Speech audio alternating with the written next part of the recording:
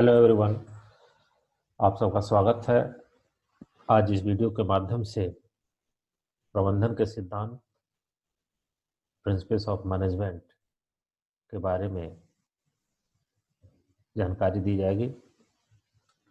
प्रबंधन के सिद्धांत को F.W. टेलर ने विकसित किया था, परंतु श्रेय हेनरी फ्योल नाम के फ्रेंच प्रबंधशास्त्री को मिला, क्योंकि उन्होंने प्रबंध की श्रेष्ठता व गहनता के लिए प्रबंधन के सिद्धांतों या नियमों को न केवल प्रतिपादन किया, बल्कि प्रबंधन के सिद्धांतों को यूनिवर्सल बनाने में इसकी वकालत भी की। हेनरी फ्योल ने अपने योग्यता व अनुभव के आधार पर प्रबंधन के निर्णय के सिद्धांतों को दिया, जो इस प्रकार है। पहला,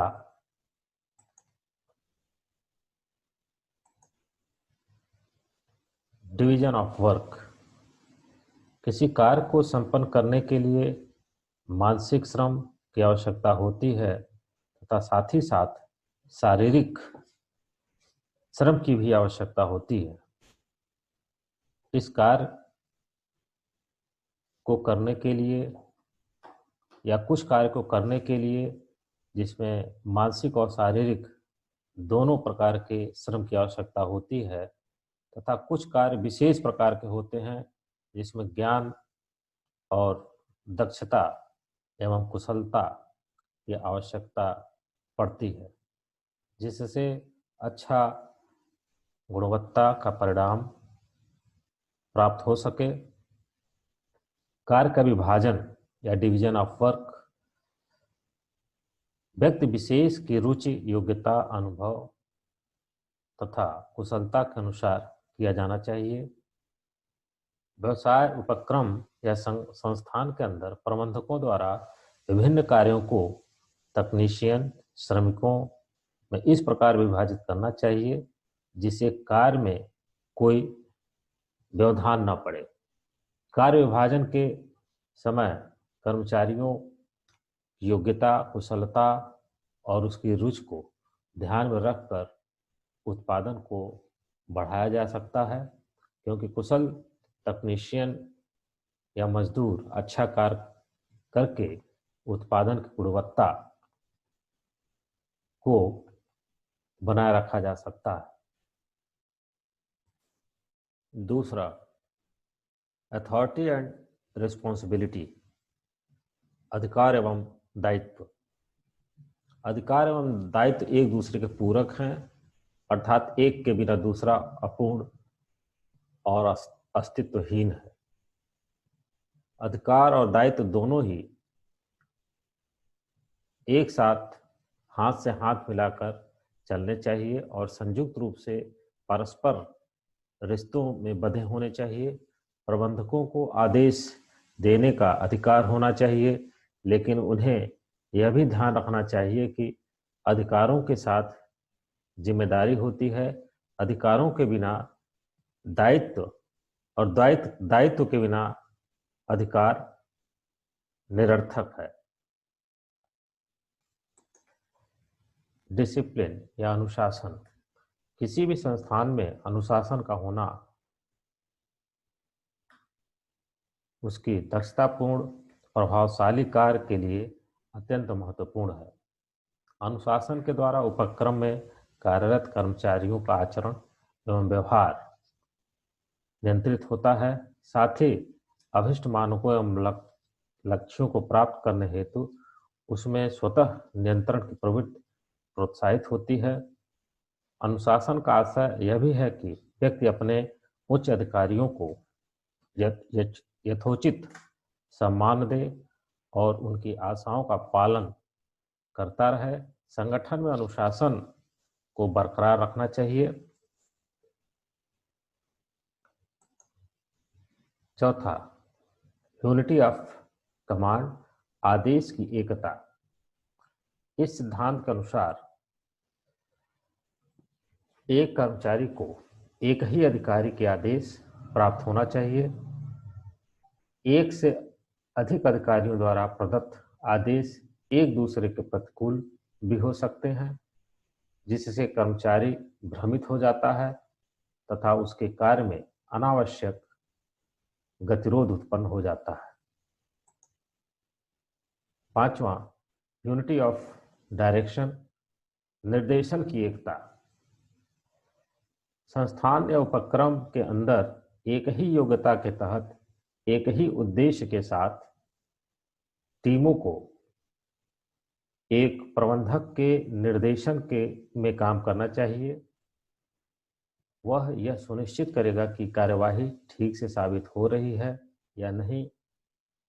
निर्देशन की एकता को यह निर्देशन की एकता से यह परिलक्षित होता है कि एक श्रेणी में कार्य के लिए केवल एक ही कार्य योजना होनी चाहिए, लक्ष्य की प्राप्ति के लिए एक ही दिशा निर्देश होना चाहिए और समय सारणी भी एक ही होनी चाहिए। निर्देशन की एकता आदेश की एकता का ही एक विस्तृत रूप है। आदेश की एकता व्यक्तिगत रूप से कामगारों पर लागू होती है, जबकि निर्देशन की एकता सामूहिक रूप से उपक्रम के किसी भी भाग में लागू होती है।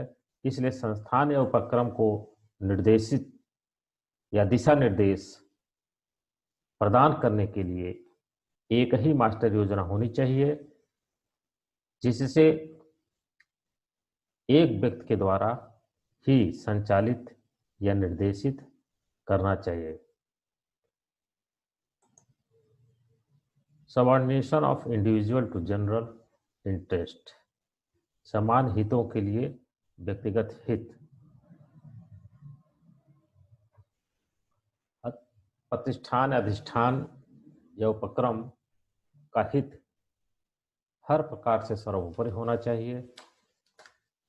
एक भावना उपक्रम के हर वर्ग, हर कर्मचारी के रूप में अस्थायी रूप से विद्यमान रहती है।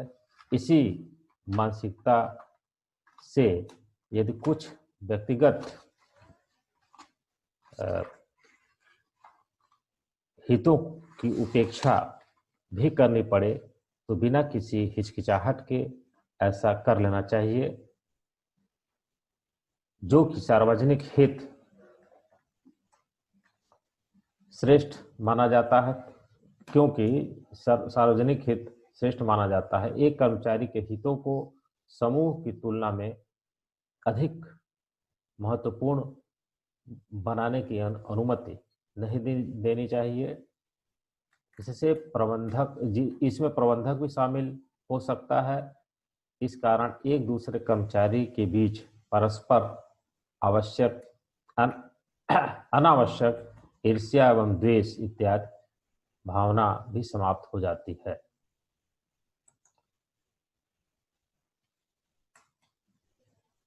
सातवां, रेमुनरेशन, पारिश्रमिक। संस्थान या प्रतिष्ठान के हर कर्मचारी को उसके द्वारा किए गए कार्य या सेवा के बदले में प्रतिष्ठान द्वारा जो कीमत प्रदान की जाती है उसे पारिश्रमिक कहा जाता है। कर्मचारी की संतुष्टि सभी के लिए उचित कर्मचारी की संतुष्टि सभी के लिए उचित पारिश्रमिक पर निर्भर करती है। इससे वित्तीय और गैर वित्तीय मामले शामिल होते हैं। पारिश्रमिक न्याय संगत तभी होगा जब कामगार को उसकी मेहनत और ईमानदारी के समतुल्य पारिश्रमिक प्राप्त हो। न्याय संगत पारिश्रमिक हो से कर्मचारियों तथा नियोक्ताओं दोनों को पूर्ण संतोष मिलता है। आठवां, सेंट्रलाइजेशन ऑफ अथॉरिटी, अधिकारों का केंद्रीकरण। अधिकार केवल केंद्र के हाथों में ही सुरक्षित होने चाहिए, अर्थात एक ही हाथ में सभी अधिकार रहना तथा पृथक पृथक सेक्शन या विभागों को अधिकार प्रदान न करना अधिकारों का केंद्रीकरण कहलाता है या कहा जाता है।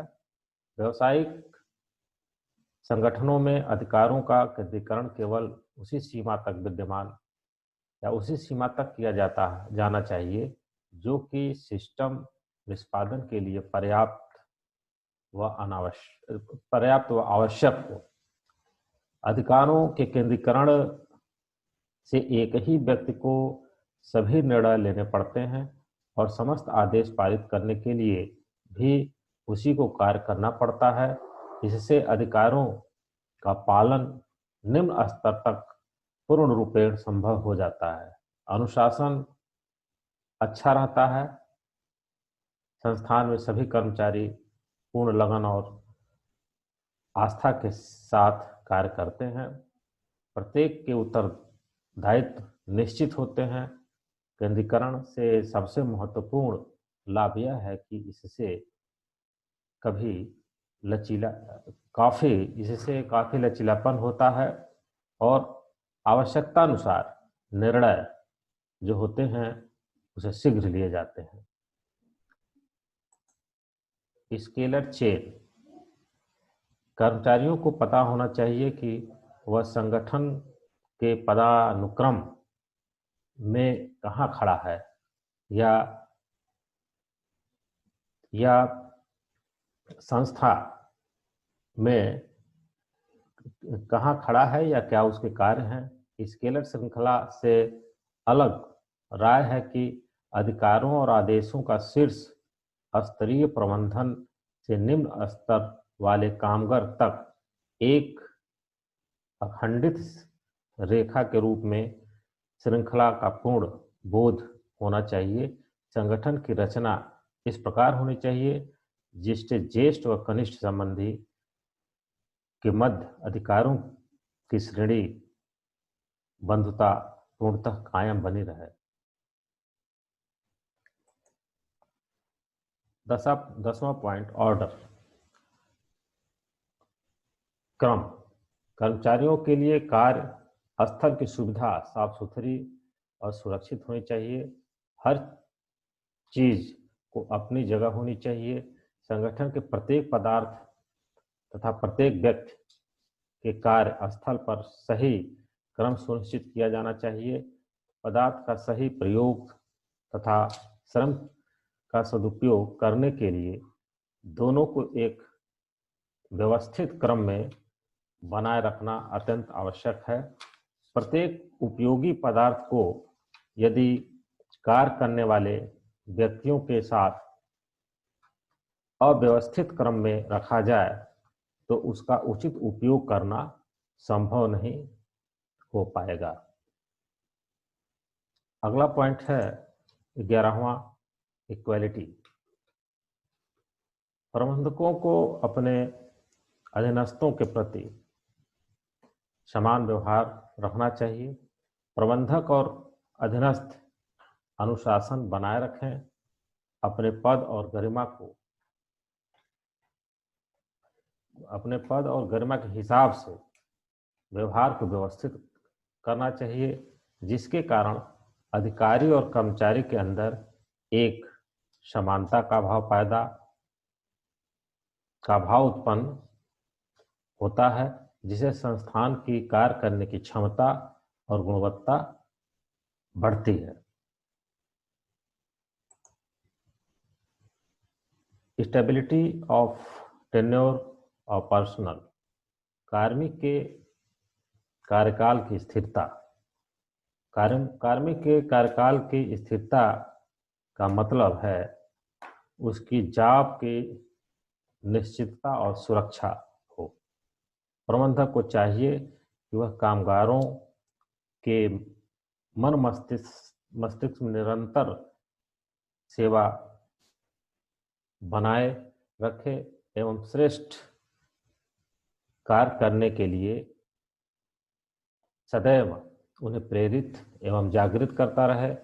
यदि कामगार अपने काम के प्रति आश्वस्त है तो वह उद्यम के अंदर मस्तिष्क लगाकर ठीक प्रकार से कार्य करेगा, अन्यथा अस्थायित्व के कारण वह अपने नए जॉब की तलाश में लगा रहेगा और उसका मन कार्य करने में नहीं लगेगा। 13वां है इनिशिएटिव, पहल। कार्य के प्रति अग्रणी रहना ही पहल या प्रेरणा कहलाता है। योजनाओं को बनाने और आगे बढ़ाने के लिए कर्मचारियों को स्वतंत्रता का आवश्यक स्तर प्रदान किया जाना चाहिए। लास्ट है एस्प्रिट डी कॉर्प्स, संघ भाव। इसके अंतर्गत या संगठन में टीम भावना और एकता का बढ़ावा देने का प्रयास करना चाहिए। प्रबंधन का यह सिद्धांत कर्मचारियों में टीम भावना उत्पन्न किए जाने की आवश्यकता पर विशेष बल देता है। इस सिद्धांत के अनुसार प्रबंधकों द्वारा कामगारों के कार्य के प्रति टीम भावना उत्पन्न करने हेतु उन्हें प्रोत्साहित किया जाना चाहिए। अब ये वीडियो यहीं समाप्त होता है। मिलते हैं